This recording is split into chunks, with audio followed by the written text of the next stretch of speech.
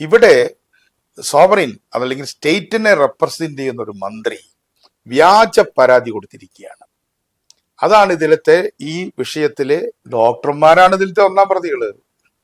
ഡോക്ടർമാരെന്തിനാണ് അവർ ICUയിൽ അവര് അഡ്മിറ്റ് ചെയ്തത്? ഇപ്പൊ അവര് വഷളായി എന്ന് മനസ്സിലായി. വ്യാജ പരാതി, മന്ത്രി പൗരനെതിരായി വ്യാജ പരാതി കൊടുത്തു എന്നത് അതിൽ തന്നെ ഒരു കേസാണ്. എങ്ങനെ ഒരു മന്ത്രിക്ക് പൗരനെതിരെ വ്യാജ പരാതി കൊടുക്കാൻ കഴിയും? KSU ആണോ SFI ആണോ എന്നുള്ളതല്ല. അതേപോലെ തന്നെ വ്യാജ രോഗം അഭിനയിച്ചുകൊണ്ട് കിടക്കുന്ന ഒരു മന്ത്രിയെ ആ മന്ത്രിയുടെ ഡിപ്പാർട്ട്മെന്റിൽപ്പെട്ട ഡോക്ടർമാര് എന്തിനാ അവിടെ ICUയിൽ അഡ്മിറ്റ് ചെയ്യുക? ICUയിൽ വേറെ രോഗികളെ അഡ്മിറ്റ് ചെയ്യാനുള്ള സ്ഥലമാണല്ലോ, ഗവൺമെന്റ് ഹോസ്പിറ്റലല്ലേ. ICUയിൽ അഡ്മിറ്റ് ചെയ്യുക എന്ന് പറയുന്നത് വളരെ ഗൗരവമായിട്ടുള്ള ഒരു നടപടിക്രമമാണ്. ആരോഗ്യമന്ത്രി വീണ ജോർജിനെതിരെ KSU പ്രവർത്തകർ ആക്രമിച്ചു എന്ന് പറഞ്ഞു തുടങ്ങിയിട്ടുള്ള ബഹളം ഇപ്പോഴും തുടരുകയാണ്. ICUയിൽ കഴിഞ്ഞിരുന്ന ആരോഗ്യമന്ത്രി വീണ ജോർജ് ഇപ്പോൾ കണ്ണൂരിൽ നിന്ന് തിരുവനന്തപുരത്തേക്ക് വരുന്നു.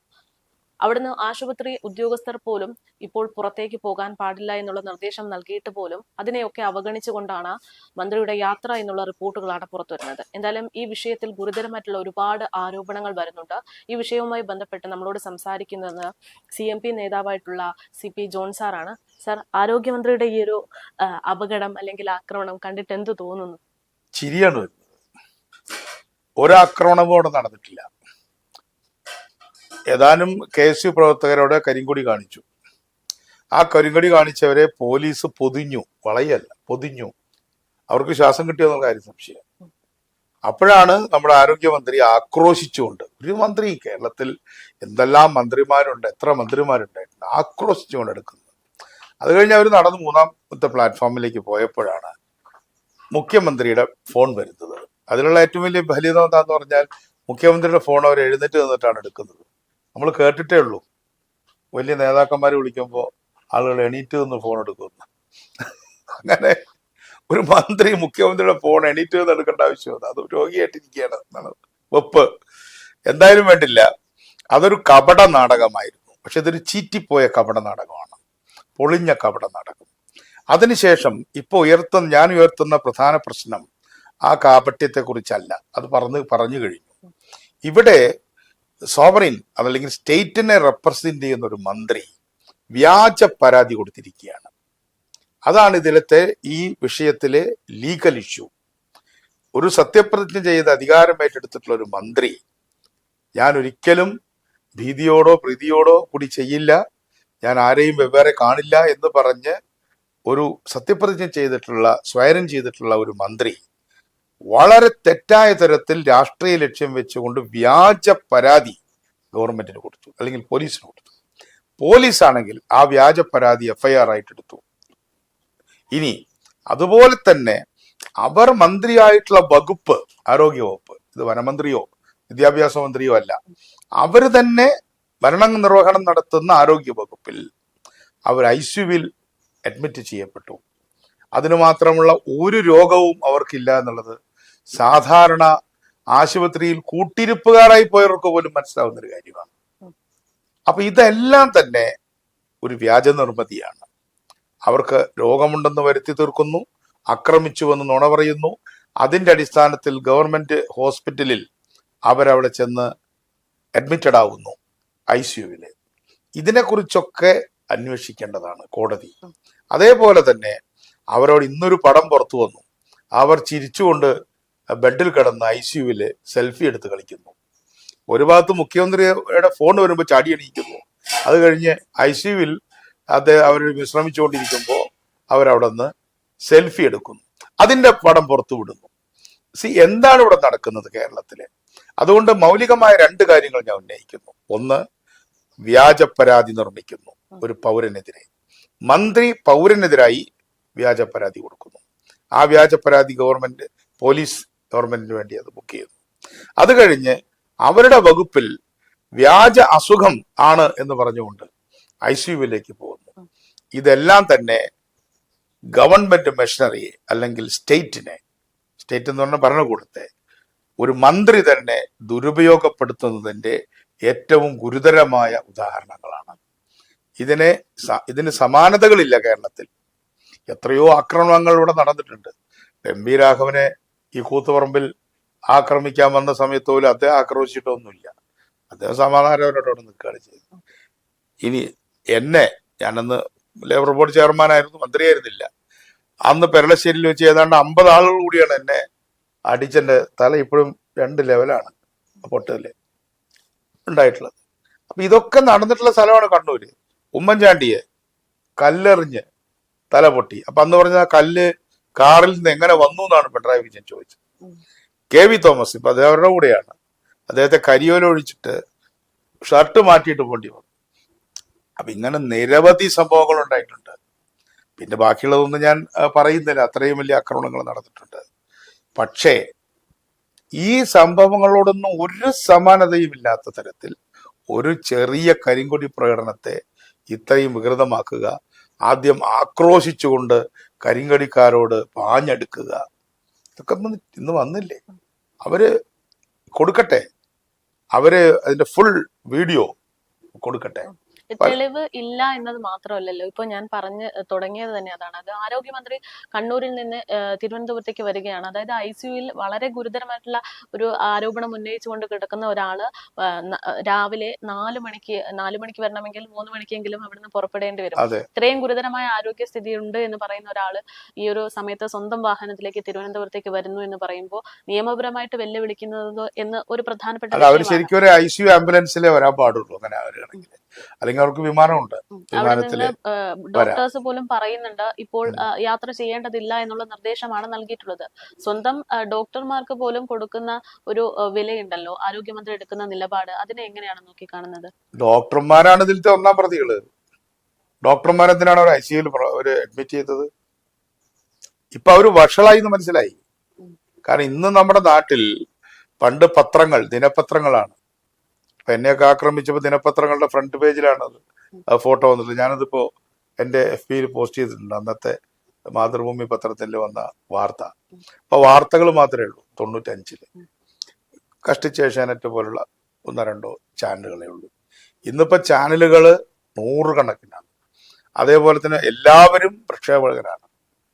കണ്ടു നിൽക്കുന്ന ആൾക്ക് പോലും ഇപ്പോ സോഷ്യൽ മീഡിയയിൽ പോസ്റ്റ് ചെയ്യാം.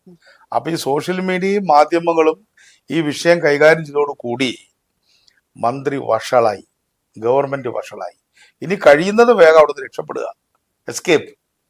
സോഷ്യൽ മീഡിയ ഭാഷയിൽ പറഞ്ഞാൽ എസ്കേപ്പ് ചെയ്യാണ്. അതവരുടെ ചോയ്സാണ്, എസ്കേപ്പ് ചെയ്യുന്നത്. എന്തായാലും ഈ കപട നാടകം ഗവൺമെന്റിന് വലിയ നഷ്ടക്കച്ചവടമായി. ഈ നാടകത്തിന് മുഖ്യമന്ത്രിയും മുഖ്യമന്ത്രി കൂട്ടുനിന്നു.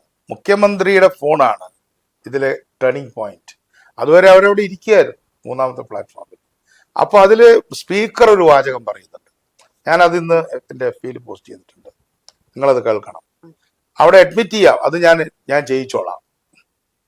സ്പീക്കറാണോ അഡ്മിറ്റ് ചെയ്യേണ്ടത്? അപ്പൊ 1ാം പ്ലാറ്റ്ഫോമിൽ നിന്നും 3ാം പ്ലാറ്റ്ഫോമിലേക്ക് പോയ മന്ത്രി സ്പീക്കറെ കാണുന്നു, സ്പീക്കർ മന്ത്രിയെ അഡ്മിറ്റ് ചെയ്യാൻ പറയുന്നു. അതിനിടയ്ക്ക് മുഖ്യമന്ത്രിയെ കാണുമ്പോൾ മന്ത്രി നമ്മൾ സിനിമയിലൊക്കെ കാണുന്നത് പോലെ ചാടി അടിക്കും. 5 കൊല്ലം മന്ത്രിയായിട്ടിരുന്ന ഒരാളാണ്. മുഖ്യമന്ത്രിയുടെ ഫോൺ വരുമ്പോൾ എന്തിനാ ചാടി അടിക്കുന്നത്? അപ്പൊ അതാണ് അവരൊക്കെ തമ്മിലുള്ള ബന്ധം എന്ന് പറഞ്ഞ ഒരു തമ്പ്രാൻ ബന്ധമാണ്. ആയിരിക്കാം, എനിക്ക് അറിഞ്ഞുകൂടാ, കാണുമ്പോൾ അങ്ങനെ തോന്നുന്നു. അപ്പൊ അതുകൊണ്ട് ഇതെല്ലാം കാപട്യമായിരുന്നുവെന്നും ഇടതുപക്ഷ ജനാധിപത്യ മുന്നണിയുടെ ഈ 10 വർഷത്തെ ഭരണകാലത്തിനിടയിൽ അവരെ നെയിൽ ചെയ്യുന്ന, അവരുടെ പുറത്ത് അടിക്കുന്ന ആണിയാണത്. പരാജയ ഭീതി കൊണ്ടാണ് ഇത് ചെയ്യുന്നത്. ഇത്രയും അവർ പരാജയപ്പെടാൻ പോവെന്നുള്ള ഒരു ബോധ്യം അവർക്കുണ്ടെന്ന് എനിക്ക് ഈ സംഭവത്തോട് മനസ്സിലായി. ഈ വിഷയത്തിൽ എങ്ങനെയാണ് തെരഞ്ഞെടുപ്പിൽ ഇതൊരു ചർച്ചാ വിഷയമായി മാറുന്നത്? തെരഞ്ഞെടുപ്പിലെന്നല്ല, ആളുകളുടെ ചുണ്ടിൽ ഇതൊരു വിഷയമാണല്ലോ. അപ്പൊ നിങ്ങൾ തന്നെ ചെയ്തിട്ട് എല്ലാവരോടും ചോദിച്ചു കഴിഞ്ഞാൽ നിങ്ങൾക്കറിയാമല്ലോ. നിങ്ങൾ ഓരോരുത്തരോടും ബോക്സ് ചെയ്യാന്ന് പറയുന്നില്ല, ഓരോ ആൾക്കാരോട് ചോദിക്കുമ്പോൾ എല്ലാവരും പറയുന്ന അഭിപ്രായം അതല്ലേ. ഇനി സോഷ്യൽ മീഡിയ കമന്റ് ബോക്സുകൾ ചിലപ്പോൾ മോശമായിട്ടും പറയുന്നൊരു ഇടമാണ് കമന്റ് ബോക്സ്. പക്ഷേ ഞാൻ കണ്ട കമന്റ് ബോക്സുകളിൽ 1000-1 പോലും മന്ത്രിയെ ന്യായീകരിക്കുന്നില്ല. ന്യായീകരിക്കാനുള്ള ഒരു ക്യാപ്സ്യൂൾ പോലും ഉണ്ടാക്കാൻ ഇതുവരെയായിട്ട് നമ്മുടെ MV ജയരാജൻ പോലും വിചാരിച്ചിട്ട് നടന്നിട്ടില്ല. പിന്നെ ആക്രമിക്കാൻ വന്നു, കൊല്ലാൻ വന്നു. എന്താ കേസെന്നറിയൂ? മന്ത്രിയെ വധിക്കാൻ വന്നു എന്നാണ് കേസ്. വധശ്രമത്തിന് കേസെടുക്കുക. കരിങ്കൊടി കാണിച്ചാൽ വധശ്രമത്തിന് കേസെടുക്കുന്ന ഒരു ഗവൺമെന്റ് വളരെ ദയനീയമാണ്. ഇതിലിപ്പോ ഒരു നിയമപരമായിട്ട് നമ്മൾ നോക്കുകയാണെങ്കിൽ കള്ളക്കേസ് കൊടുത്തു എന്ന് പറയുന്നത് ഗുരുതരമായിട്ടുള്ള ഒരു വിഷയമാണ്. അതിനെ എങ്ങനെയെങ്കിലും നേരിടാനുള്ള അതെ, അതിനെക്കുറിച്ച് നമ്മൾ ആലോചിക്കുകയാണ്. വ്യാജ പരാതി, മന്ത്രി പൗരനെതിരായി വ്യാജ പരാതി കൊടുത്തു എന്നത് അതിൽ തന്നെ ഒരു കേസാണ്. എങ്ങനെ ഒരു മന്ത്രിക്ക് പൗരനെതിരെ വ്യാജ പരാതി കൊടുക്കാൻ കഴിയും? KSU ആണോ SFI ആണോ എന്നുള്ളതല്ല. അതേപോലെ തന്നെ വ്യാജ രോഗം അഭിനയിച്ചുകൊണ്ട് കിടക്കുന്ന ഒരു മന്ത്രിയെ, ആ മന്ത്രിയുടെ ഡിപ്പാർട്ട്മെന്റിൽപ്പെട്ട ഡോക്ടർമാര് എന്തിനാ അവിടെ ICUവിൽ അഡ്മിറ്റ് ചെയ്തു? ICUവിൽ വേറെ രോഗികളെ അഡ്മിറ്റ് ചെയ്യാനുള്ള സ്ഥലമാണല്ലോ, ഗവൺമെന്റ് ഹോസ്പിറ്റലല്ലേ. ICUവിൽ അഡ്മിറ്റ് ചെയ്യുക എന്ന് പറയുന്നത് വളരെ ഗൗരവമായിട്ടുള്ളൊരു നടപടിക്രമമാണ് അല്ലേ? തീർച്ചയായിട്ടും. എന്തെങ്കിലും ECG വേരിയേഷൻ ഉണ്ടെങ്കിൽ ICUവിൽ അഡ്മിറ്റ് ചെയ്യണം. ECG വേരിയേഷൻ ഉണ്ടായിരുന്നു. ECG വേരിയേഷൻ ഉണ്ടെങ്കിൽ നിശ്ചയമായും പിന്നെ വലിയ നോക്കി നിൽക്കാൻ പാടില്ല, ICUവിൽ അഡ്മിറ്റ് ചെയ്യണം. BP വേരിയേഷൻ ഉണ്ടാവാം. BP വേരിയേഷനുള്ള ഉടനെ തന്നെ ആളുടെ ICUവിൽ അഡ്മിറ്റ് ചെയ്യും. അങ്ങനെയുണ്ട് കേരളത്തിൽ 10,000-കണക്കിന് ICU ഉണ്ട്. അപ്പൊ അതുകൊണ്ട് ഇതിനെ സംബന്ധിച്ച് ഒരു മെഡിക്കൽ എൻക്വയറി നടത്തണം. ഇതിൽ ഡോക്ടർമാരുടെ സംഘടന മാത്രമല്ല, അതിലെ ഡോക്ടർമാരുടെ IMA പോലുള്ള ഔദ്യോഗിക സംവിധാനങ്ങളുണ്ട്. ഇന്ത്യൻ മെഡിക്കൽ അസോസിയേഷൻ, ആ ഇന്ത്യൻ മെഡിക്കൽ അസോസിയേഷൻ പോലുള്ള സംവിധാനങ്ങൾ ഇതിനെക്കുറിച്ച് അഭിപ്രായം പറയണം. കാരണം ഒരു ICUവിലേക്ക് ഒരു മന്ത്രി എന്നല്ല ഒരു രോഗിയെ കൊണ്ടുപോകുമ്പോൾ പ്രോട്ടോകോളില്ല. ഇതെല്ലാം തെറ്റിച്ചിരിക്കുകയാണ്. മന്ത്രിയുടെ ഈ ഒരു പ്രശ്നം വന്നതോടുകൂടെ ഇത്രയും ദിവസം ചർച്ച ചെയ്തിരുന്ന പല ചികിത്സാ പിഴവുകളും വാർത്തകളിൽ നിന്ന് പോലും മാഞ്ഞിരിക്കുകയാണ്. യഥാർത്ഥത്തിൽ അതായിരുന്നു ഇവരുടെയൊക്കെ ലക്ഷ്യം എന്ന്. അത് നേരെ തിരിച്ചാ. ഞാനിപ്പോ ഈ ജാഥയിൽ പങ്കെടുത്ത് ഇന്ന് വീണ്ടും ജാഥയിലേക്ക് തന്നെ തിരിച്ചു പോവാണ്. ഒരു ദിവസം ഇന്നലെ വൈകുന്നേരം ഇവിടെ എത്തിയുള്ളൂ. ഇന്ന് ഇപ്പൊ പോവാണ്. ഈ ജാഥയിൽ ഇപ്പൊ ഇന്നലെയാണല്ലോ ഇതിന്റെ ഒരു മൂർധന്യമായിരുന്നൊരു ദിവസം. ഇന്നലെ വരിക ആലപ്പുഴയിലും അമ്പലപ്പുഴയിലും ഒക്കെ പ്രസംഗിക്കുമ്പോൾ ഏറ്റവും വലിയ ജനങ്ങൾ പ്രതികരിക്കുന്ന വിഷയം ഈ മന്ത്രിയുടെ വിഷയം തന്നെയാണ്. അതിനെ കമ്പയർ ചെയ്യുന്നത് കൊച്ചിന്റെ കൈമുറിച്ചതായിട്ടാണ്. കത്രിക വയറ്റിൽ വെച്ച് തുന്നിയതാണ്. അപ്പൊ കത്രിക വയറ്റിൽ വെച്ച് തുന്നിയ ആ രോഗിയെ വിളിക്കാൻ മുഖ്യമന്ത്രിക്ക് സമയമില്ല. കൈ മുറിച്ചു കളഞ്ഞിട്ട് എത്രയോ മാസമായി. ആ കുട്ടിയുടെ വീട്ടിൽ ഈ മന്ത്രി പോയില്ല, മുഖ്യമന്ത്രി പോയില്ല.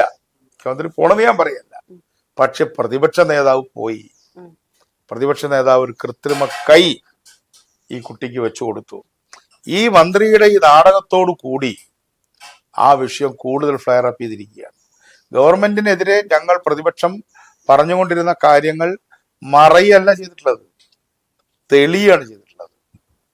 അത് ഇപ്പോഴാണ് ആളുകൾ പറയുന്നത് എന്തൊരു വ്യക്തിയാണ് ഇവര്.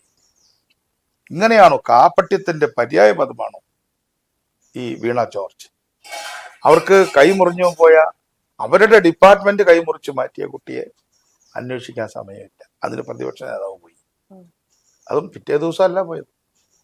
പ്രതിപക്ഷ നേതാവ് അങ്ങനെ ഒരു ഓഫർ നൽകി തൊട്ടടുത്ത ദിവസം തന്നെ സർക്കാർ പറയുന്നുണ്ടായിരുന്നു സർക്കാർ ഇത് ഏറ്റെടുത്തോളാം. അപ്പോഴാണോ ഏറ്റെടുക്കണ്ടേ? ഒരു പൊതുപ്രവർത്തന നിലയ്ക്ക് ഞാനവിടെ പാലക്കാട് പോയി. പക്ഷെ അന്ന് ആ കുട്ടി കോഴിക്കോട് പോയതുകൊണ്ടാണ് എനിക്ക് അന്ന് അവരെ കാണാൻ കഴിയുന്നത്. ഞങ്ങളുടെയൊക്കെ ഹൃദയത്തെ വല്ലാതെ വേദനിപ്പിച്ചൊരു സംഭവമല്ലേ.